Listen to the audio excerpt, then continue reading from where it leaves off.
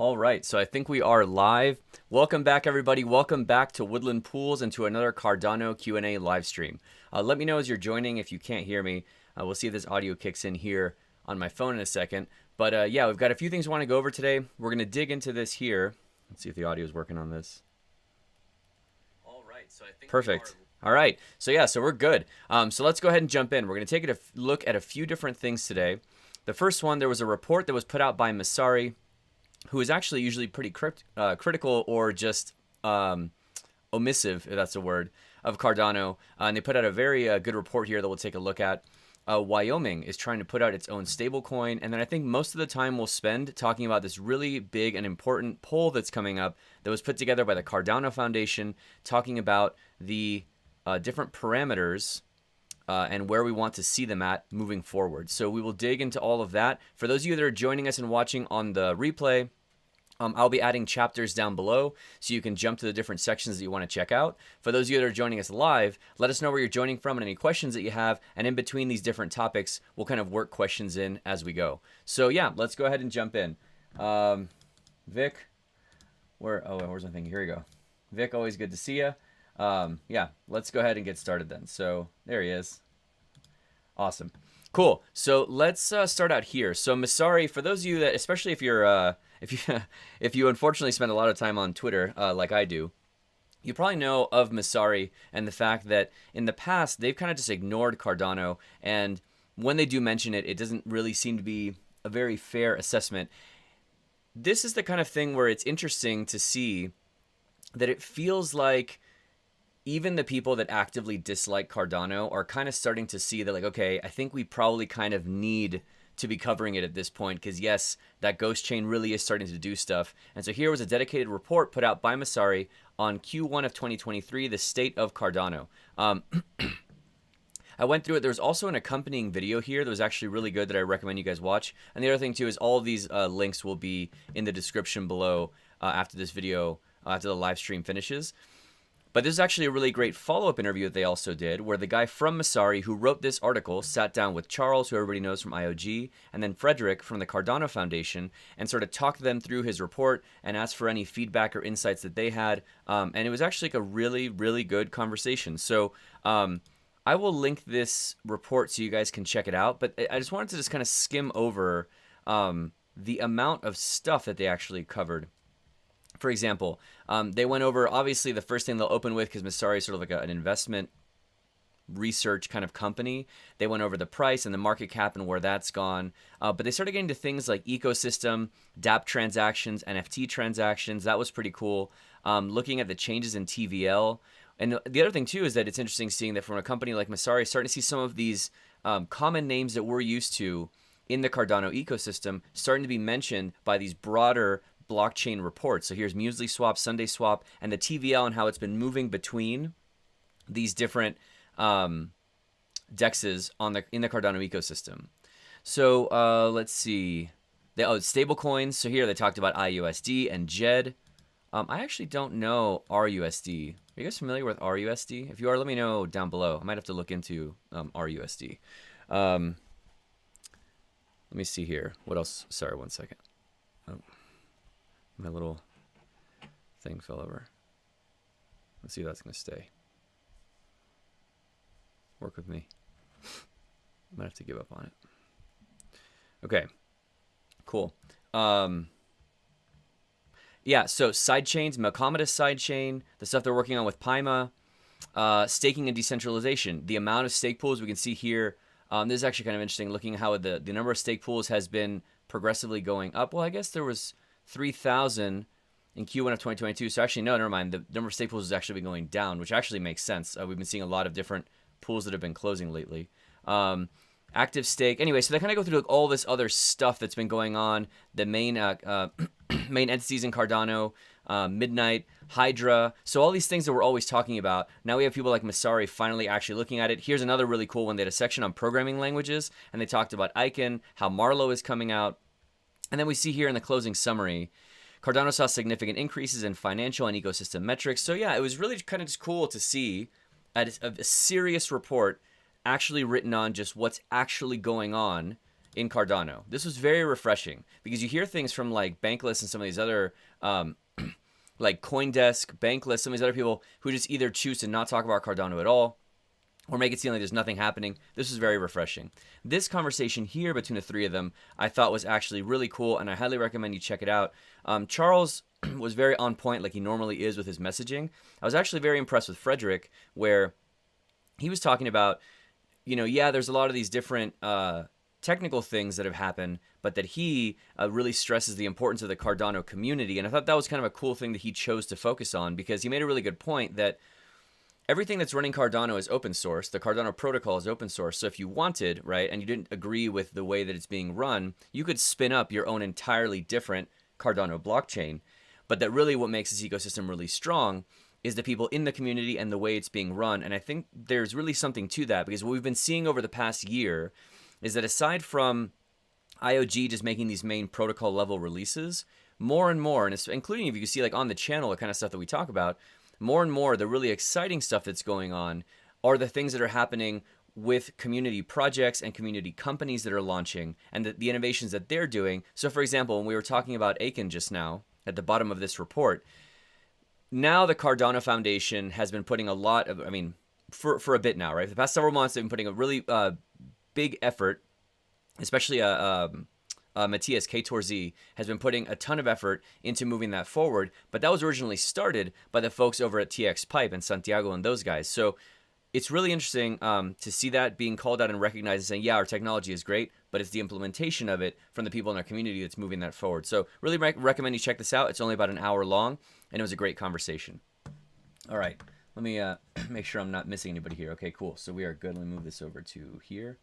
All right, perfect. Next, I wanted to talk about the Wyoming stablecoin. So this is interesting and something that at first I had to look twice at this article to make sure I was reading it right, because you know, when you see, okay, cool, when you see a state stablecoin, it makes you think that they're like trying to mint their own assets, but no, let's dig into what this actually is. So okay, for those that aren't familiar, there's a lot actually going on. So there's actually a twofer of an update here, because if you're not familiar with what's been going on in Wyoming with the banks that have been trying to set up there to be crypto friendly, this would be a good background for you to know. And I guess even taking it one step further back, Wyoming is trying to position itself as a very crypto-friendly state, if not the most crypto-friendly state in the United States. That's part of why, in sort of a kind of a symbolic gesture, that's part of why Charles has his ranch up there, because he does a lot of work with Wyoming, the University of Wyoming, and stuff like that. So we can see here, Wyoming is running somewhat of a gauntlet already with its digital banks called Special Purpose Depository Institutions, or Speedy Banks for short. So these Speedy Banks are the kind of banks that, it's a special kind of bank that Wyoming is trying to set up because federally, the federal government has straight up just said, yeah, you can't have banks that deal directly with crypto, and they've just said no to that. So Wyoming's trying to set up their own sort of the special category of banks that can be crypto friendly and enable things like DAOs and be like a bank account and do loans and things for companies launching on blockchain. We see here that the SEC rejected not only Custodia Bank, which was sort of the first one that was making this initiative for the Speedy Bank status. The SEC rejected not only Custodia Bank's request for a master account, but seemingly the entire state's charter of trying to do this kind of bank. So there's an 80-page manifesto that they got back from the SEC, and Wyoming critics have said it appears to ignore the state's rights to be able to do this kind of thing if they want to facilitate this kind of bank. So this is some important background. All this is going on right now. This is really important for two reasons. One, it would give companies that are trying to go live and need a banking account to do these things, a system of banking institutions that they could work through to make these things happen. But additionally, if and when this thing goes through, this whole initiative, it would then give a framework for other banks, rather other states across the country on how they can also, if they want, to start building up their blockchain infrastructure and industry to sort of support that from a financial sector. So that's all going on in the background. Now, the Custodia Bank suit is one in a flurry of federal actions that appear designed to wall off American banks from any exposure to digital banking and cryptocurrencies. And that's the thing. This whole initiative that they were doing was to try and give on-ramps for blockchain companies. And it kind of seems like, and actually at Consensus, I saw Caitlin Long. So she is, I forget her title, but she might be the president, the CEO of Custodia Bank. She's highly involved with this whole thing. And she was in a panel at Consensus talking specifically about this, about how they've just been like at every step of the way, the federal government has been kind of just telling them just no. And what's been the struggle they've been going through is that they've been getting sort of a hard no with no explanation on, okay, well then how can we actually go about getting to this point where we can facilitate and help these businesses grow and have a bank that can do that. So this is why we see it, that it seems that they're trying to kind of get walled off completely at a federal level. And so with all of that going on in the background, separately, Wyoming is now also involving itself as a state into this lawsuit. And I thought that I'd captured it here. Oh, here we go. Wyoming has joined the digital bank's lawsuit over the handling of the master account to defend the state's SPDI designation. I forgot to highlight this. Now, this is important because now that they're on board as part of this whole lawsuit, what they're trying to do working through this and building this in is that Wyoming is trying to become the first in the nation, a state with its own stablecoin. So this could be really huge. It would be a state-run stablecoin, and this is the important distinction. I was immediately like, wait, hold on a second. It's not going to be its own currency, right? That would run afoul of federal regulations. They're not trying to make a separate currency other than the dollar. It would be a stablecoin in the traditional way that we know it. It would be a digital representation of a single US dollar held in trust by the state and invested in short-term treasury bills. This is really important, that it's short-term treasury bills, because when you hear that it's invested in treasury bills, I know people are probably concerned, thinking about what we saw with SVB and some of these other banks that were invested in long-term treasury bills, and that's kind of what facilitated the collapse of those banks.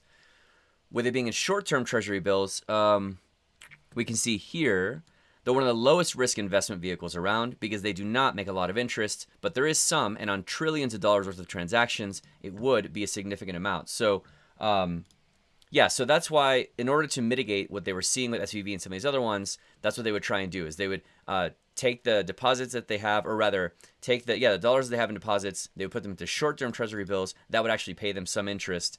But then the idea is that a stable token, the way that it would work is that the earning from the treasuries would accumulate in the account until the fund reaches 102% of deposits. So they're going to over-collateralize with dollars to make an actual one-for-one of a dollar to a Wyoming-backed stablecoin. So a really, really cool idea that, like I said, at first sounds like a little bit quirky, a little bit off, but a really, really interesting idea, and also is pushing forward some sort of pioneering the kind of stuff that we're going to need to see if we want to see any kind of financial institutions that can be friendly to cryptocurrencies and to blockchain technologies. So yeah, really cool stuff there.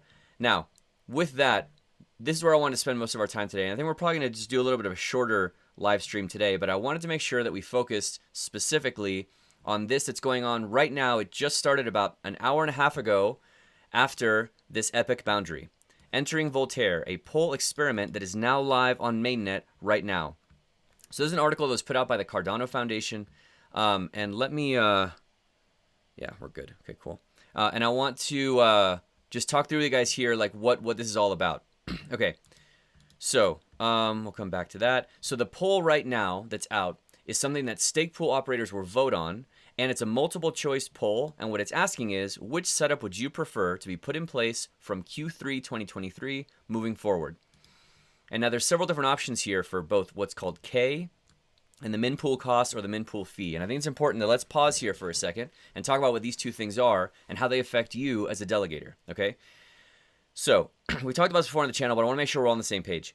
K is what dictates the ideal number of stake pools operating on the network. So this actually might be a surprise to some people, because if we look at, if we look at this Messari report, yeah, great. If we look at the Messari report that showed the number of stake pools, here we go. We saw that over the past year, we have about, hopefully you guys can see that, over the past year, we have about 3,000 stake pools, right?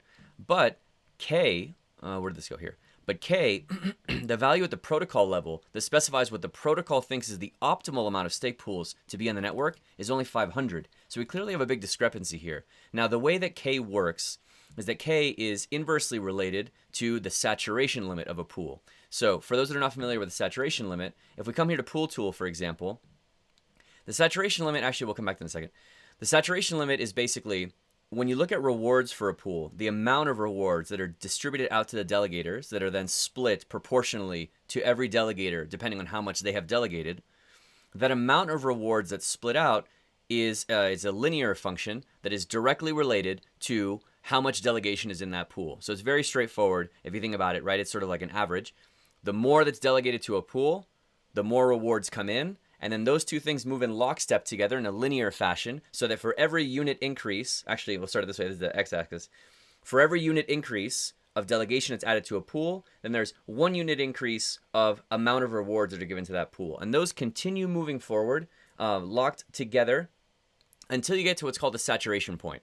Now, the saturation limit is where at that point, any more delegation that is added, right? So amount of people that you need to split the rewards between, any more delegation that's added does not add any more rewards. So that's where you start seeing what is basically a rewards penalty, because you're now starting to split the rewards between more people, but you're not getting any more rewards past that saturation limit. The saturation limit changes over time, but right now it is just at about 71.5 million ADA. So when you come to Pool Tool, for example, and you see these numbers in red, these pools are oversaturated. So a way to think about it is that like this pool here that's at 71.5 million ADA, they will get some amount of rewards, and it's split between all of their delegators. Now, this pool here that has 10 million more ADA is going to get the same amount of rewards. They're not getting any more, but it's split now between more people. So that's why you always want to watch out and make sure that you're not delegated to a pool that's oversaturated. That saturation limit of this 71.5 million is directly affected, or rather directly determined by this K value. K at 500 right now is what dictates that being at 71.5 million. So if K were to be increased to 1,000, what that would do is it would effectively cut this number, the saturation limit number, directly in half. And so what would happen is that now the saturation limit would go from being 71.5 million to about, let's say, 35.5 million, 36 million roughly, right? So if you think about it, you know, we only have right now, according to Pool Tool, maybe like 7 or 8 pools that are over 71 million. But if we look at ones that are over 36 million, I mean, I think we'll probably have to go pretty far here. This is 20 at a time that I'm going through here. And we would need to get to, we're still going here. Here we go. So let's call it the start of this next page. So about 250 pools right now would be immediately oversaturated overnight if and when K got increased to 1,000. The reason why that's a good thing is because then now all of a sudden you've got these 250 pools that are immediately oversaturated, and then all of that delegation needs to be moved somewhere. Ideally, that's your opportunity as a delegator to move it to a single pool operator or somewhere else, right? But either way, this shifting up of things gives the opportunity to now go somewhere else. But now the reason why these two things are being done the reason why K is being considered at the same time as minPoolCost is because a big reason why some of these larger pools have stayed large and smaller pools have stayed small is because if you think about the way that rewards are distributed in such a way that the minPoolFee is, so when the bag of rewards comes in, the minPoolFee is cut off at the top first, and that is given to the stake pool operator, and then whatever's left, that's what's distributed out to all the different delegators. The problem is that, so for example, let's look here. When we were looking through all these pools, look at this epic fee. This is the minPoolFee. As I go through these, let's go back up to the top here. Notice how the variable fee, all these other stats, everything changes, but the minPoolFee is always right around 340. See how it's always right around that number and it never goes below that number? And the reason for that is because 340 is the minimum that a stake pool operator can charge as the minPoolFee. We cannot charge less than that. The problem with it being at 340 is that with this being a fixed number, and then there's a variable fee after that, but with the 340 being a minimum fixed number, this affects small pools the most because 340 ADA is most likely to be a non-trivial amount of the total rewards that go to delegators when it's coming from a smaller pool. Think of it this way. If your pool gets only 1 block and you only get 700 ADA to split between all the delegators, if 340 of that goes just to this fixed fee. Now there's only 360 left for all the delegators. So almost half of it went to just this minPoolFee. So a lot of us for a long time have been fighting to get this down as low as possible, ideally to 0. But in this pool, there's there's now the ability to vote on it being taken down to 170. Now I will say that whereas this does affect small pools, it really hurts pools that are like under 2 or 3 million. Now at Aspen, we're at just about 7 million. And so it's, as the pool gets larger, like any other fixed number coming out of like an average like that, as your pool gets larger, this effect is less and less. So right now, for example, if you were to look at Aspen on Pool Tool, let's look at this. Oh yeah, okay. We see that our lifetime return on stake, it's going to take a second to populate, but it's right around 3.5%. The best pools, the largest pools with all this stuff, like they go at about 3.7 or something like that. So you're talking about like fractions of a percentage of a difference, but for much smaller pools, that can actually be a really big difference. So they can struggle to break even 3% in terms of the ROS. So these things all put together, what we get is the opportunity for now K to be increased to 1,000. So now the opportunity that like we can split our delegation now across many more pools and much closer to something realistic for the amount of actual pool operators that we actually have. And additionally, the lowering of the min pool cost from 340 to 170 makes it that when that delegation does spread around, that smaller pools can be much more competitive right alongside larger pools and say, hey, listen, like you want to support our mission, you no longer have to take a quarter of a percentage point hit to support us, because we can now be nearly equally competitive with the largest pools that are out there. And that's the other thing too, is that this is kind of a self-perpetuating thing, because once these smaller pools get large, then all of a sudden, this fee is also negligible at that point too. So it's just a matter of getting a pool to that size. And once a pool is at that size, then it's not a problem at all. So then it becomes a much more philosophical question about, well, what are the kinds of pools that you want to support? And you don't have to worry so much about supporting, or rather delegating to one just because it's already huge. You can delegate to one that you want to support, because now this fixed cost is going down, and then once the pool goes up, then it doesn't matter at all.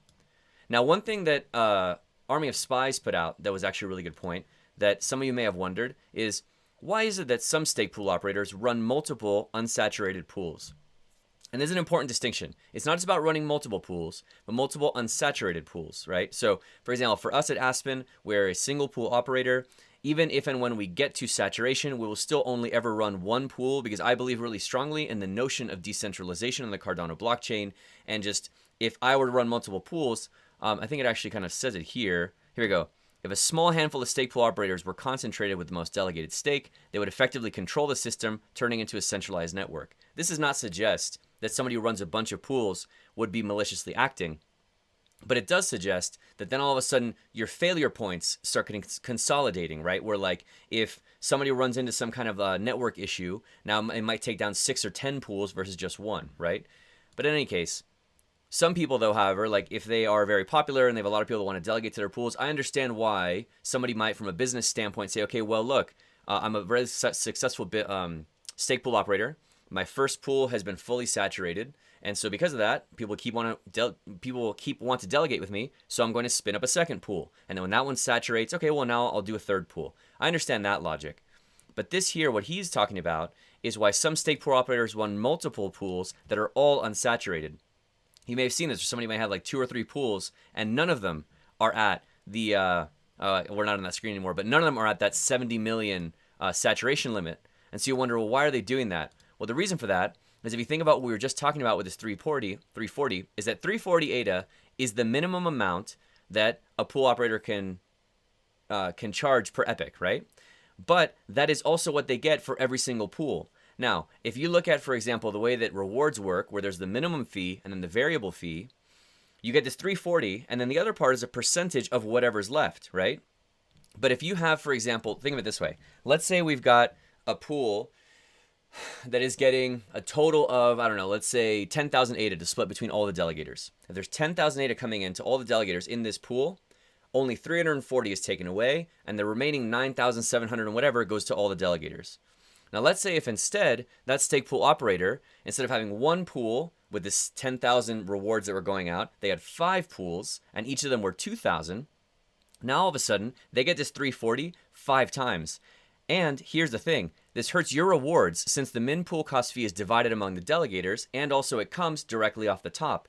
So if that 340 came from the 10,000, now it's almost negligible. But if that 340 comes off of every single 2,000 reward dividend that comes out for these different pools, now all of a sudden there's only like 1,700 for each of them.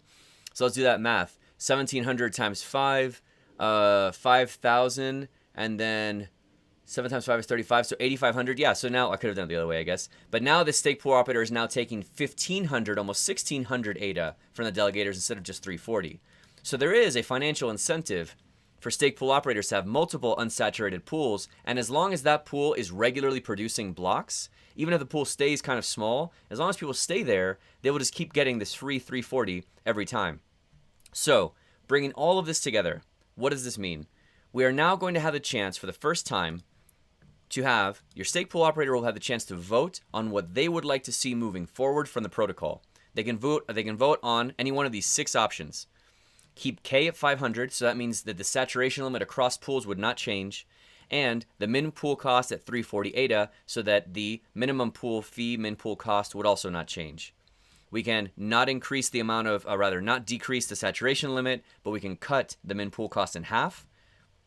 We can double the amount of pools in the optimal value K and therefore cut the saturation limit in half, but not change the minPool fee. Or here's what myself and a lot of small and single pool operators are going to be voting on. Increase K to 1,000, so double the amount of pools that are in the optimal limit, which then also cuts the saturation point in half, forcing people to redelegate, and also cutting the minPool fee cost in half, so that way it makes those smaller pools much more competitive and much more likely to then be able to compete with the existing currently larger pools. There's 2 other options if the pool operator wants to abstain or if none of the above, but your stake pool operator will be voting on this. And now this is what's really cool about how this is going to work. This on-chain poll is going to be going live on the Epic boundary that just happened, like I said, about an hour and a half ago. And here's how this is going to work out. At this boundary right here, this poll was published. Now your stake pool operator has 10 days. We have now roughly 5 days from today until the end of this epic, and then 5 more days till the end of that one, right? So in 10 days at this next epic boundary, all of the stake pool operators' votes will be locked in and published, and then this is where you come in as a delegator.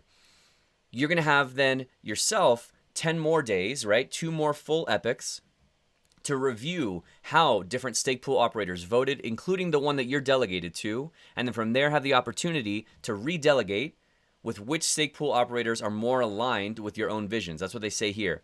The foundation hopes that everybody will take part in this, the SPOs by voting, and the other ADA holders by considering the action of the stake pool operators responsible for the pool they delegate to and rethinking their delegation if they disagree with the stake pool operator's attitude. After all of this, the Cardano Foundation is going to put together a report. And I will say this is important to keep in mind here, that they call out the decision about which parameters are going to change is going to be a joint decision from IOG, Emergo, and the Cardano Foundation. So this is not binding, which is kind of a bummer. It's not a full-on Voltaire vote on governance yet, but this is a way that all of us in the community can give a very strong indication on how we feel about decentralization, about people running multiple pools, especially multiple unsaturated pools. This is a way that we can finally send an actual on-chain and clear message about how we feel about these things. So I myself and the ASPEN stake pool will be voting to increase K to 1,000 and to cut the minPoolCost in half to 170 ADA. If you're already a delegator with us and you agree with that, then cool, there's nothing for you to do. If you have been a fan of the channel and you want to support the channel and you are a fan of increasing decentralization and also making single pool operators more competitive, then the best thing you can do is delegate to the ASPEN stake pool. And then even if you don't want to delegate with us, it is really important that once these ballots are cast, we'll be doing another live stream at this 10-day mark, which is actually, we'll do another live stream after the votes are locked in, and we'll be kind of going through how you can get this information. But it's really important that you guys go and see how these different pools have voted and move your delegation. Because here's, I think, the implicit part that I want to make sure is clear. Just like other voting that we've done in the past with Project Catalyst, the weight of the vote is going to be based on the amount of delegation to that pool, right? So if you want to show that you think it's important that we increase the decentralization of the network, then you need to delegate to pools that have voted in the way that you agree with, right? Ideally, like, well, you do whatever you want, but if I was a delegator, I would vote for this. Aside from running a stake pool, I think that decentralization is important, and that's why we will not run more than one pool. But the thing about it is that, like, if you don't move your delegation to a pool that has voted in the way that you support, then the weight of that vote will be less. So that's the whole reason why there is this lag, to give delegators the opportunity to look around, see who has voted in a way that they philosophically agree with, and then from there, it's the stake pool operator will be casting the vote, but that weight of that vote is directly dependent on the delegators backing that and adding the weight of their delegation. So this is like a really, really big thing. It is happening right now, and I wanted to make sure that we dug into that in detail so that you're all aware of that going on.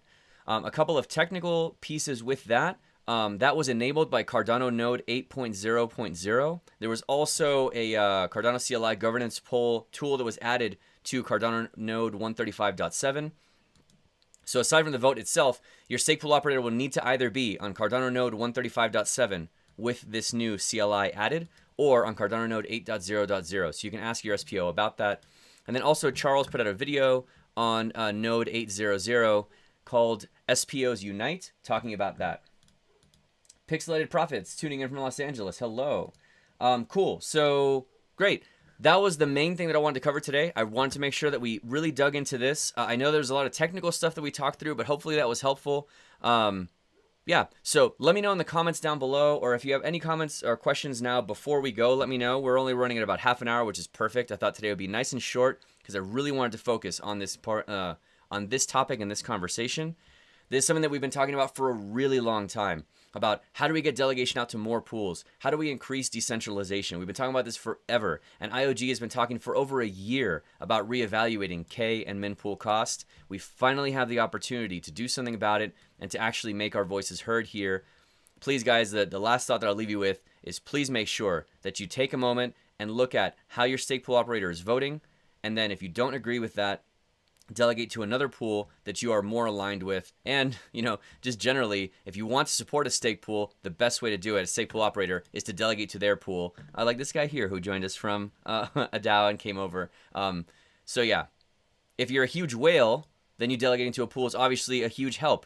But, for example, at ASPEN, we've got 836 delegators that makes up our 7 million. So the small amounts really do add up. So don't think just because you don't have a lot in your wallet that doesn't affect it, right? We have a few really big delegations, but look at how many we have that are in the hundreds or just the thousands of ADA. So every vote really does matter. Doesn't matter what pool you delegate to, but make sure that you are backing one that you see aligns with your views on this topic. So cool. That's what I had for you guys today. I wanted to make sure that we dug into this. Let me know any questions down below that you might have about this, and we can talk more about it when we get together next week, same time on next Monday. Thanks, everybody. Have a great night, and we'll see you next week.